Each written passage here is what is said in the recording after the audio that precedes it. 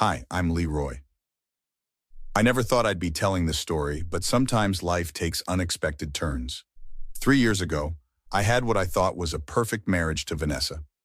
We'd been together for 5 years, owned a small house in the suburbs, and were talking about starting a family. "Morning, beautiful," I said, kissing Vanessa's forehead as she sipped her coffee at our kitchen table. "Still on for dinner with the Thompsons tonight?" "About that," Vanessa replied, not quite meeting my eyes.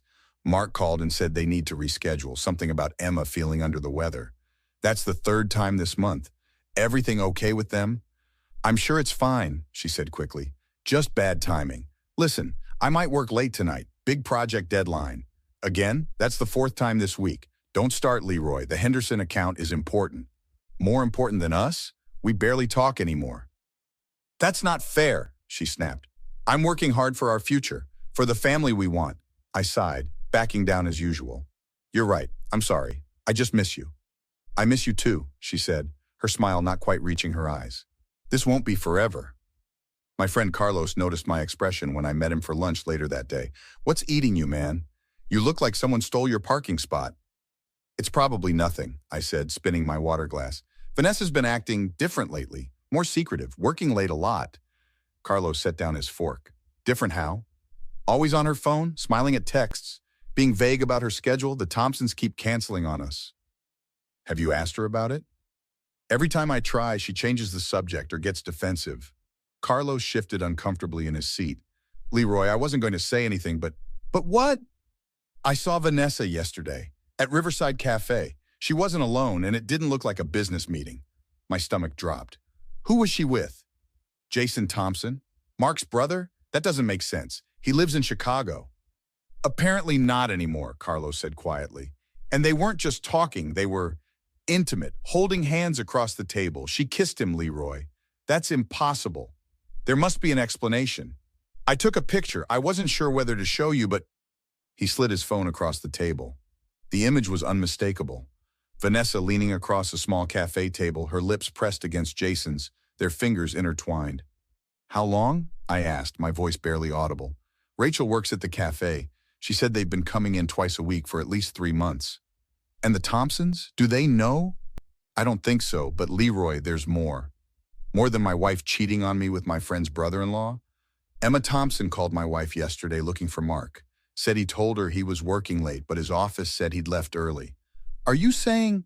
"I'm saying something's not right with that whole situation, and you deserve to know the truth." The next day I called Rachel from the cafe. Her voice was sympathetic when she realized who I was. "I'm so sorry, Leroy. I wanted to tell you, but I wasn't sure it was my place." "I understand. Can you tell me when they usually come in?" "Tuesdays and Thursdays around 2. They always sit in the back corner." "Has anyone else ever joined them?" "Once. A man in a suit. Mark Thompson, I think. They were arguing in whispers. Jason kept saying she deserves to know, and Mark looked furious." "Did you hear anything else?" "Jason mentioned something about money and documents.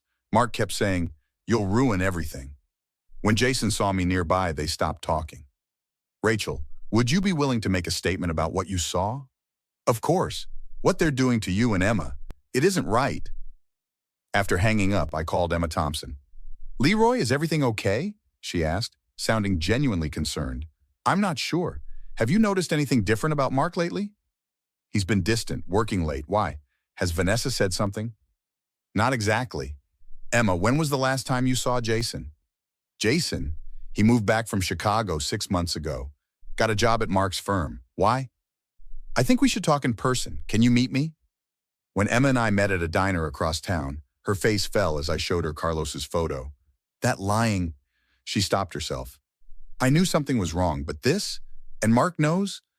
"I think so. Rachel from Riverside Cafe saw them arguing." "What are you going to do?"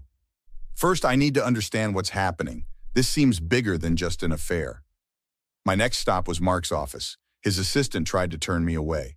"Mr. Thompson isn't available." "Tell him it's about Jason and Vanessa," I interrupted. "He'll see me." Mark's face drained of color when I walked in. "Leroy, this isn't what you think." "Then what is it, Mark? Because it looks like my wife is sleeping with your brother-in-law while you cover for them." "Keep your voice down," he hissed. "It's complicated." "Uncomplicated." Jason got into some trouble in Chicago, gambling debts. He needed money and a fresh start. I helped him, gave him a job. What does that have to do with my wife? Nothing at first, but they met at the company party and connected. I told them to end it, but they wouldn't listen. So you lied to Emma instead, helped them sneak around? I was protecting my family. If Emma found out about Jason's debts, you were protecting yourself, I said coldly. Does anyone else know? No, and it needs to stay that way. The firm's partners would...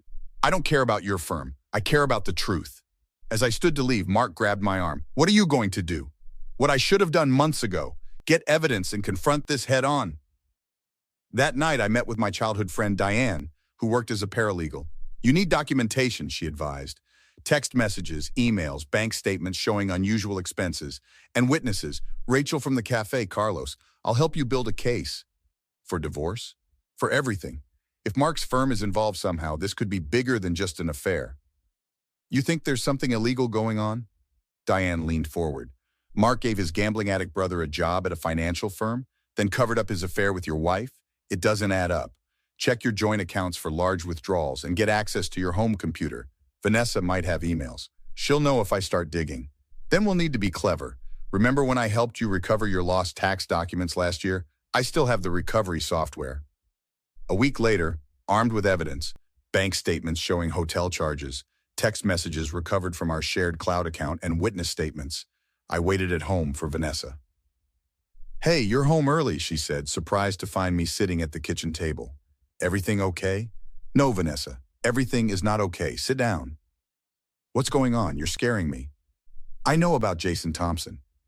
Her face flickered between emotions, shock, fear, then attempted innocence. Jason, what about him? Stop lying. I have the pictures, the text messages, the hotel receipts. I know Mark's been covering for you. Leroy, I can explain. Can you explain why you've been sleeping with my friend's brother-in-law for 6 months? Why you made me think I was crazy for suspecting something was wrong? It's not what it looks like. Really? Because it looks like you've been having an affair while planning to start a family with me. It looks like you've been lying to my face every single day. I made a mistake. Jason and I... It just happened. I was going to end it. When? After you got pregnant and weren't sure whose baby it was? Tears streamed down her face. Please, Leroy, I love you. We can work through this. There's no we anymore, Vanessa. I've already spoken with a lawyer. A lawyer? You can't be serious. I've never been more serious. I'm filing for divorce. You can't do this to me, to us. You did this, Vanessa, not me. The doorbell rang. Carlos and Emma stood outside. Perfect timing, I said, letting them in. Vanessa was just explaining her relationship with Jason. Emma, Vanessa whispered. This isn't... I never meant... Save it, Emma snapped. I've seen the pictures. We've all been talking, I explained, comparing notes. It's interesting how many lies you and Jason and Mark have told. You don't understand, Vanessa pleaded. Jason has problems. He needed help. And sleeping with him was your solution? He was going through so much. Mark was pressuring him at work. You were always focused on starting a family. I just wanted to feel needed, to feel alive. So this is my fault because I wanted children with my wife? I wasn't ready, but you wouldn't listen. Jason listened. While embezzling from his brother's firm? That's what this is really about, isn't it? The $50,000 missing from our savings account?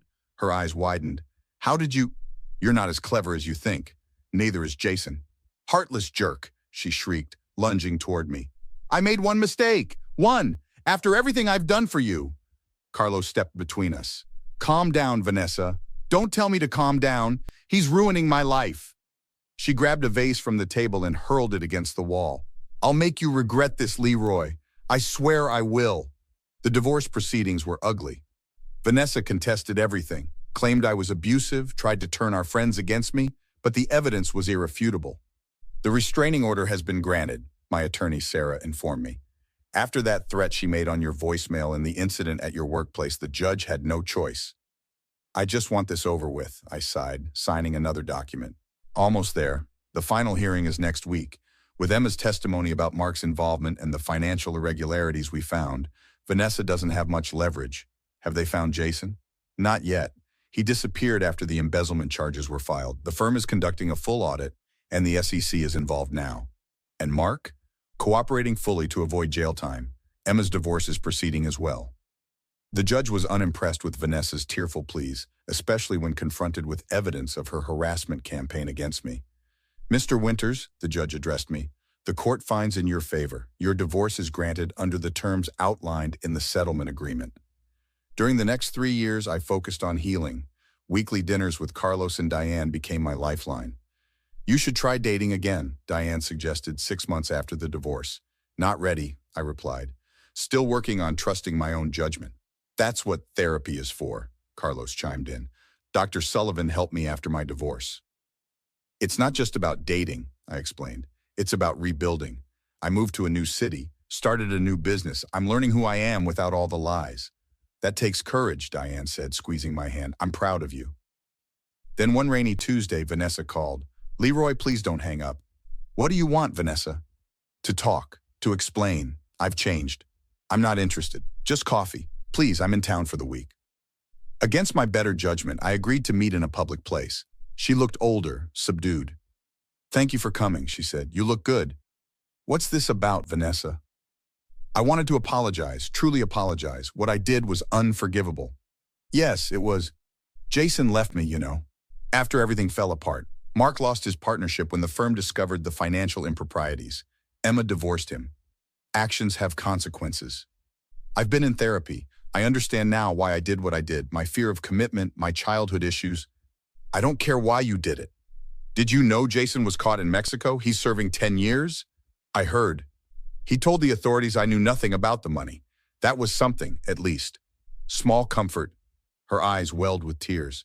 I still love you, Leroy. I never stopped. We could try again, start fresh. No, but I've changed. I've learned.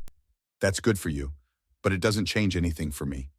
Don't you miss what we had before everything went wrong? What we had wasn't real. It was based on lies. Please, Leroy, everyone deserves a second chance. I stood up. Not everyone, not for everything. I've rebuilt my life without you, and I'm happier now. You don't mean that. I do. I wish you well, Vanessa, but we have no future together. Is there someone else? Is that it? My happiness doesn't depend on having someone else. It comes from within, from living with integrity, something you might want to try. As I walked away, my phone buzzed with a text from Diane. How'd it go? Later that evening, Diane and Carlos joined me for dinner. She actually expected you to take her back? Carlos asked incredulously. Some people never change, Diane remarked. They just get better at hiding who they are. I'm just glad it's finally over, I said.